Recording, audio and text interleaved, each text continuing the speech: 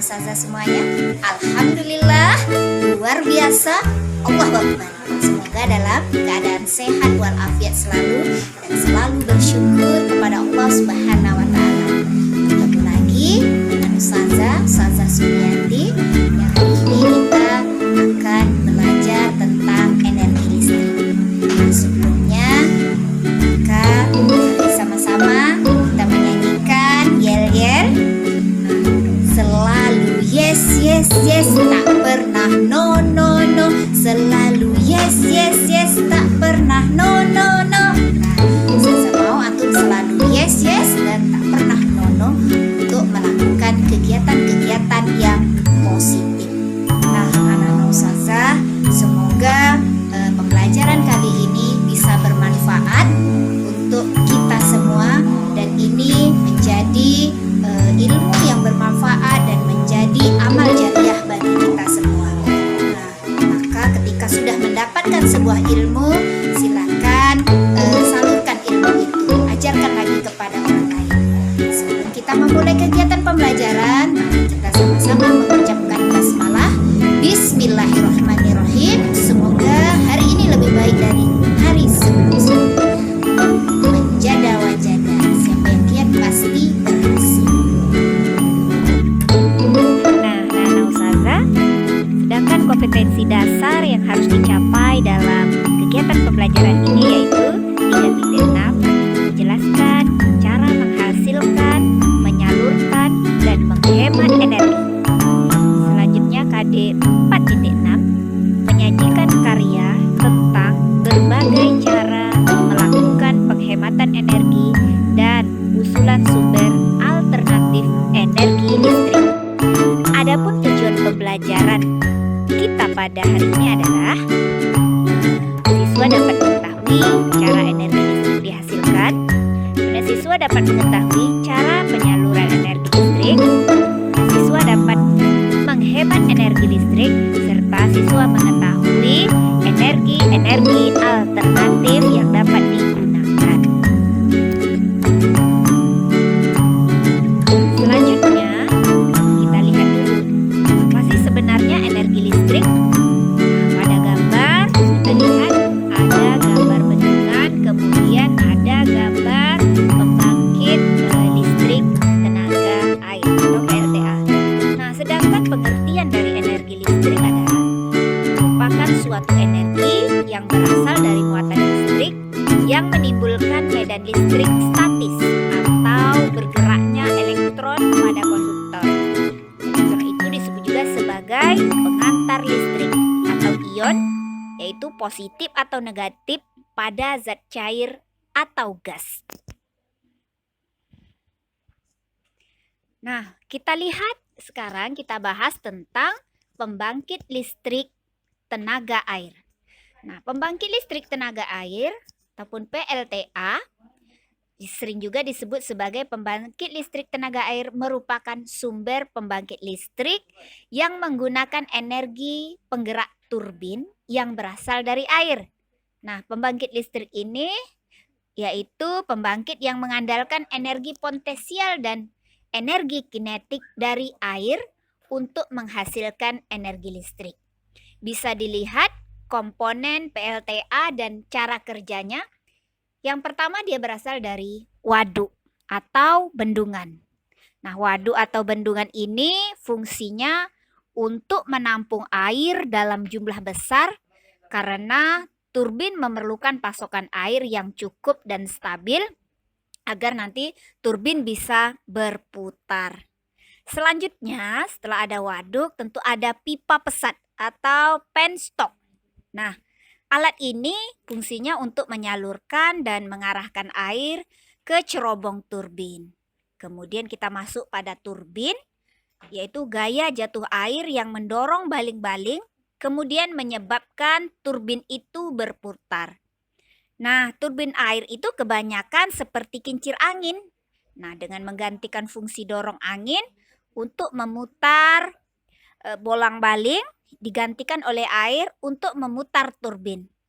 Selanjutnya, turbin itu akan mengkonversi energi potensial yang disebabkan gaya jatuh air menjadi energi kinetik. Setelah dari turbin, kemudian masuk lagi ke generator. Nah, generator ini adalah alat yang dihubungkan dengan turbin melalui gigi-gigi putar. Sehingga ketika baling-baling turbin berputar, generator juga akan ikut berputar.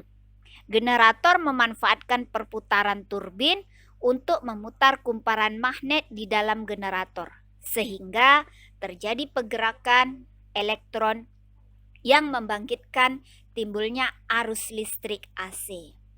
Nah, selanjutnya yaitu yang kelima, jalur transmisi. Nah, jalur transmisi ini berfungsi untuk mengalirkan arus listrik dari PLTA ke rumah-rumah atau industri. Sebelum listrik dikonsumsi, terlebih dahulu tegangannya diturunkan dengan yang namanya transformator step down. Maka sampailah listrik itu ke rumah kita. Nah, di sini kita bisa melihat nama alat-alat tadi. Yang pertama ada waduk, kemudian ada pipa penstock. Selanjutnya ada gambar turbin, kemudian ada generator, dan yang terakhir ada jalur transmisi. Nah, setelah ini akan ada video tentang cara menghasilkan energi listrik.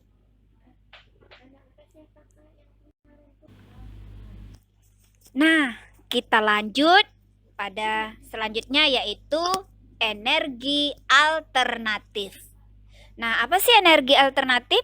Jadi, energi alternatif itu adalah seluruh jenis sumber energi yang digunakan sebagai alternatif. Jadi, alternatif itu sebagai pengganti energi atau bahan bakar konvensional ataupun bahan bakar fosil, serta tidak memiliki akibat atau dampak yang dimiliki dari penggunaan energi konvensional tersebut. Dan bisa kita dapatkan energi-energi alternatif ini di alam. Nah, contoh energi alternatif ini bisa dari matahari, kemudian dari air, dari angin, panas bumi atau geotermal, kemudian bahan bakar bio, dan gelombang air laut. Selanjutnya, penjelasan tentang energi alternatif tadi, ya, matahari itu merupakan sumber energi terbesar atau disebut juga sumber energi utama. Matahari itu menghasilkan energi cahaya dan panas dari reaksi nuklir. Nah, energi ini dapat digunakan sebagai banyak sekali ya keperluan dalam kehidupan sehari-hari. Misalnya digunakan untuk menghasilkan listrik atau solar cell dan memanaskan air atau dengan panel surya. Yang kedua, angin. Angin juga termasuk energi alternatif yang banyak digunakan untuk menghasilkan energi listrik. Nah, angin ini digunakan untuk memutar turbin yang dihubungkan dengan generator. Nah, dari proses ini dihasilkan energi listrik untuk berbagai keperluan dalam kehidupan sehari-hari kita. Nah, pembangkit listrik yang memanfaatkan energi angin ini disebut juga dengan aerogenerator. Nah, yang ketiga, pembangkit listrik dengan tenaga air itu dikenal dengan PLTA atau pembangkit listrik tenaga air. Aliran air akan memutar kincir yang digunakan untuk menggerakkan turbin yang memutar generator sehingga dihasilkan energi listrik. Selanjutnya yang keempat, panas bumi atau geotermal. Nah, panas bumi ini merupakan gaya yang dihasilkan oleh magma. Nah, di dalam perut bumi kita menghasilkan panas. Jadi panas yang dihasilkan dari perut bumi itu disebut geyser. Nah, uap panas tersebutlah yang digunakan untuk menggerakkan turbin yang dihubungkan dengan generator, sehingga dihasilkanlah energi listrik selanjutnya yaitu bahan bakar bio. Nah, bahan bakar bio itu adalah bahan bakar yang berasal dari hewan ataupun tumbuhan. Yang pertama disebut biodiesel atau biosolar. Nah, bahan bakar biodiesel atau biosolar ini itu dihasilkan dari tumbuhan jarak ya ataupun pohon jarak. Kemudian biogas. Nah, biogas ini berasal dari kotoran hewan seperti kotoran sapi yang bisa gasnya itu dimanfaatkan untuk menghasilkan energi ya. Kemudian yang selanjutnya bioetanol. Itu berasal dari singkong, jagung, dan sagu. Dan yang terakhir yaitu gelombang air laut. Nah, gelombang air laut ini dihasilkan oleh gelombang air laut yang dapat diubah oleh menjadi energi listrik. Nah, dari tadi kita sudah berbicara tentang energi. Nah, apakah energi tidak bisa habis? Nah, energi itu bisa habis. Makanya kita harus menghemat energi. Nah, apa saja sikap kita lakukan agar kita bisa menghemat energi? Jadi ada banyak hal yang bisa kita lakukan agar kita bisa menghemat energi listrik. Yang pertama, cabut atau peralatan dari saklar saat tidak digunakan. Kemudian matikan lampu di siang hari atau matikan lampu ketika malam hari ruangan itu tidak digunakan atau tidak diperlukan, maka boleh dimatikan lampunya agar hemat energi. Yang selanjutnya, gunakan AC seperlunya saja. Contohnya ketika hujan, biasanya kan udara sudah dingin, tidak panas, kemudian boleh dimatikan AC. Jadi gunakan AC seperlunya. Yang nomor 4, matikan alat elektronik saat tidur. Kemudian matikan peralatan elektronik jika sudah selesai digunakan. Misalnya antum menggunakan alat-alat elektronik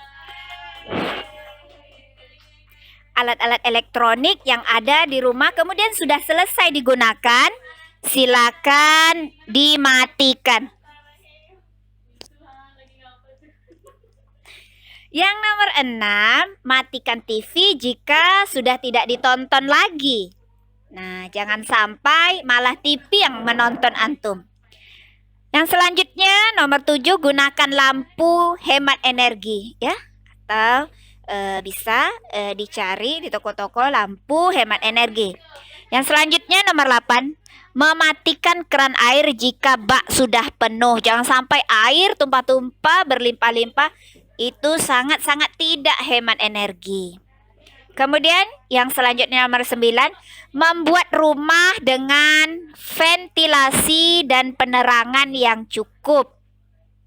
Dan yang terakhir, jangan mengisi daya telepon genggam semalaman tidak dicabut. Itu sangat-sangat tidak menghemat energi, serta itu juga bisa merusak handphone kita. Nah, bagaimana Nana Ustazah? Apakah sudah memahami dengan video yang sudah dilihat tadi? Semoga Nana Ustazah paham dengan penyampaian Ustazah tadi. Semoga apa yang sudah didapatkan